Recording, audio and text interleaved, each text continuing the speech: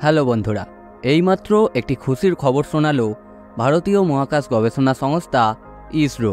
গত 4 মাস ধরে আশায় বুক বেঁধে থাকা ভারতের বিজ্ঞানীরা জানালেন তাদের স্বপ্নের মিশন আদিত্য L1কে সফলভাবে সূর্যের লেগারেঞ্জ 1 পয়েন্টে প্রবেশ করানো গেছে। সেই বিষয়ে বিস্তারিত তথ্য দেবো আজকের এই ভিডিওয়।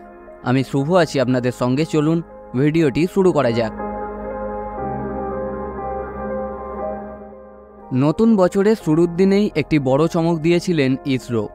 এবার সেই মুকুটে জুড়ল আরও একটি নতুন সোনালী পালক। মহাকাশ গবেষণায় বিরাট সাফল্য ভারতীয় মহাকাশ গবেষণা সংস্থা ইসরোর।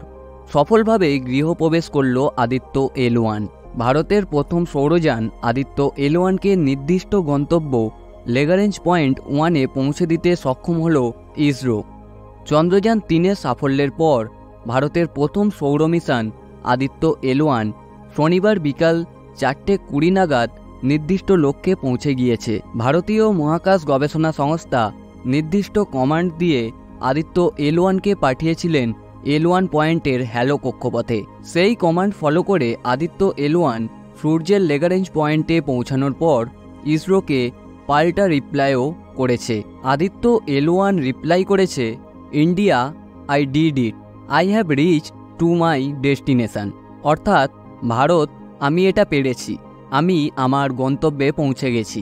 এরপরেই ইসরোর বিজ্ঞানীরা জানান তেমন কোনো বাধার মুখে পড়তে হয়নি আদিত্য L1কে। 2023 সালের 2রা সেপ্টেম্বর পৃথিবী থেকে 15 লক্ষ কিলোমিটার দূরে সূর্যের L1 পয়েন্টে যাত্রা শুরু করে ভারতের মহাকাশযান আদিত্য L1।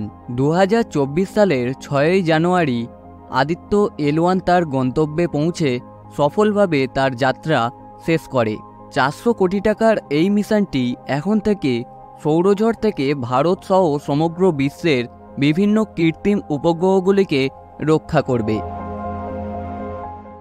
তো এই ছিল ভারতের পাঠানো আদিত্য L1 নিয়ে একটি ইনফরমেটিভ ভিডিওটি কেমন লাগলো অবশ্যই কমেন্ট করে জানাতে ভুলবেন না। ভালো লাগলে লাইক শেয়ার করবেন, আর আপনি যদি আমাদের চ্যানেলে নতুন হয়ে থাকেন তাহলে অবশ্যই যাবার আগে সাবস্ক্রাইব করে দিয়ে যাবেন।